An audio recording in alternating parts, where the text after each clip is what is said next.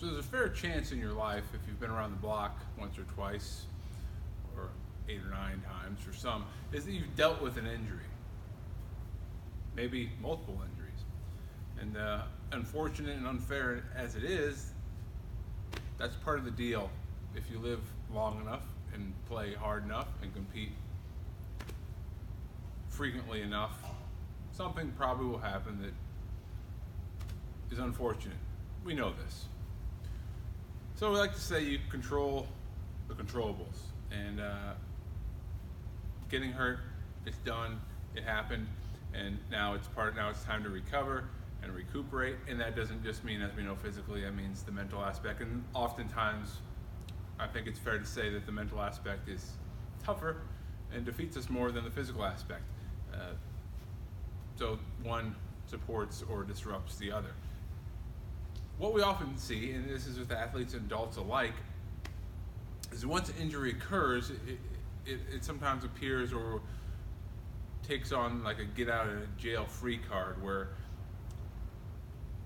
I pulled my hamstring, so I can no longer train my shoulders or my chest or my core or my other leg. This muscle right here, out of all the 200 plus muscles in your functioning body, is the only one that's injured, but somehow, some reason, we justify that means I can't do anything. Okay? You see that more common than you think, and if you actually take a second to consider that, I'd say, hey, that's not very logical.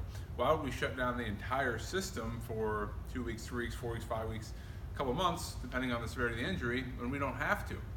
Because we know, no matter your age, the principle of reversibility is so true and never ending. If you train for any length of time in your life, you know this. Even if you take a week off, you come back that next Monday and you say, hey man, I don't feel as strong and as fit as I was before. Imagine taking 3, 4, 5 months off. Doesn't matter if you're 16 or 60, these effects are gonna happen because you're not stressing the system anymore. So the system says, hey, I don't need to be this strong, my muscles don't need to be this big, I don't need to be this fast, so I won't be.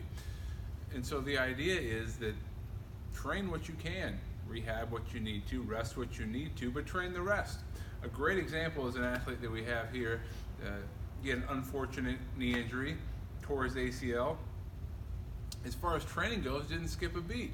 In fact, he continued training with us even the week before he got the surgery done, asking, hey, what can I do? What can I do? What can I do? It wasn't, I can't train for 6 months, Jeff, I'll see you in the summer. It's, hey, what can I do? What can I do? And we did, and we trained, and now that he's almost cleared, he's in a great place physically and mentally, because he didn't just stop. If he would have stopped for 6 months, he would have come in week 1 of training, and he probably wouldn't have felt very good about himself, because all of his numbers that were really good before would be garbage, right? And he's playing catch up now.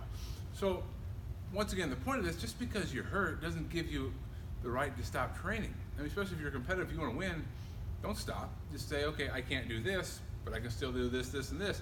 And now I can focus more on this and maybe working on this goal, something that I was lacking in before. So whatever you do, don't take yourself out of the game, ever.